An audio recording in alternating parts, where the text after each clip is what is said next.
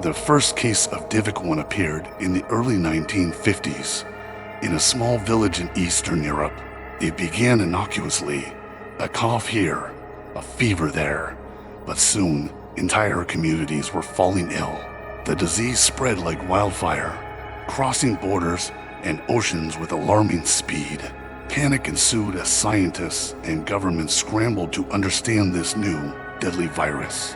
In a desperate bid to curb the mounting death toll, a vaccine was hastily developed and introduced to the public in the late 1950s. It was hailed as a miracle, a beacon of hope in a world overshadowed by fear. Millions lined up to receive the vaccine, believing it would save them from the horrors of DIVOC ONE. But the hope was short-lived. The vaccine, it turned out, was rushed to production with incomplete testing. While it provided temporary relief from the immediate threat of DIVOC ONE, it had unforeseen long-term effects. Millions still died, and those who survived faced a future fraught with uncertainty. By the time the 2030s rolled around, the world had changed dramatically. The youth of this era bore the brunt of the vaccine's side effects. Some were born with grotesque mutations, their bodies twisted into horrifying shapes. Others suffered from debilitating chronic diseases that left them in constant agony. A fortunate few appeared healthy, but even they had a grim destiny, rarely living past their mid-50s. Society fractured along these lines. The mutants, possessing not only enhanced physical or mental capabilities, but also nightmarish deformities, often found themselves ostracized and feared. Over time, this fear turned to hostility, and the mutants became increasingly aggressive towards those who were not like them. The semi-healthy, those who showed no signs of mutation or chronic illness, were caught in the middle. They became targets for both the mutants and the chronically ill, who envied their comparative well-being. Many of the semi-healthy were forced into hiding, retreating into underground communities where they struggled to survive amidst dwindling supplies of food and water. The world above was a hellscape. Abandoned cities, their skyscrapers now looming tombstones, were infested with horrors. Mutant gangs roamed the streets, their eyes glowing with a malevolent hunger. They hunted in packs, dragging the unwary into the shadows to be devoured or worse. The air was thick with the stench of decay, the sounds of distant screams echoing through the deserted streets. Amidst the chaos, factions formed. Some groups fought back against the mutants, striving to reclaim a semblance of normalcy. Others dedicated themselves to the search for a new vaccine, one that could reverse the damage done by the first. This quest was perilous, often leading to clashes with rival groups and mutant enclaves. In the underground havens, the semi-healthy lived in constant fear. The mutants could break through their defenses at any moment, bringing death and terror.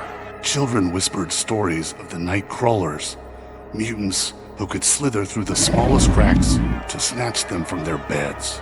Food and water were scarce, and desperation drove some to madness. The world became a place of constant conflict, a landscape marked by ruins and desperation. Those who ventured out of hiding did so at great risk, navigating a society where every encounter could be a matter of life or death. In the midst of this turmoil, a glimmer of hope emerged. A group of scientists, working in secret, claimed to have made a breakthrough. They believed they had found the key to a new vaccine, one that could heal the genetic scars left by the first and restore some semblance of health and longevity to humanity. Word of this potential cure spread like wildfire, igniting both hope and further conflict. Desperate for salvation, factions converged on a scientist's hidden laboratory, each determined to claim the vaccine for themselves. As battles raged and alliances shifted, the fate of the world hung in the balance. The laboratory became a fortress, surrounded by barricades and traps. The nights were filled with the sounds of battle, the screams of the dying, and the roars of the mutants. The scientists, driven to the brink of insanity by the pressure and the constant threat, worked tirelessly to produce enough of the new vaccine to make a difference. In the end, it was not strength or power that decided the outcome, but a fragile truce.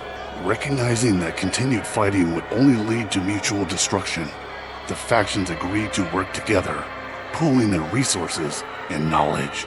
The new vaccine was produced and distributed, first to the most vulnerable, then to the broader population. It was not an instant fix. The mutations and chronic illnesses could not be undone overnight, and many lives were lost before the vaccine's effects began to manifest. But slowly, gradually, the world began to heal. The mutants, no longer driven by fear and hostility, found a place in society.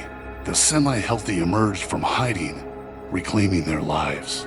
By the mid-2040s, the world was a different place once again. It was not the same as before DIVOC ONE, nor could it ever be. But it was a world where people could live and hope again, where the lessons of the past shaped a future built on cooperation and resilience.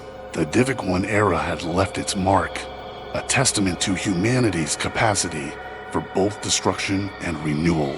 The scars of horror remained, a chilling reminder of the darkness that had once engulfed the world.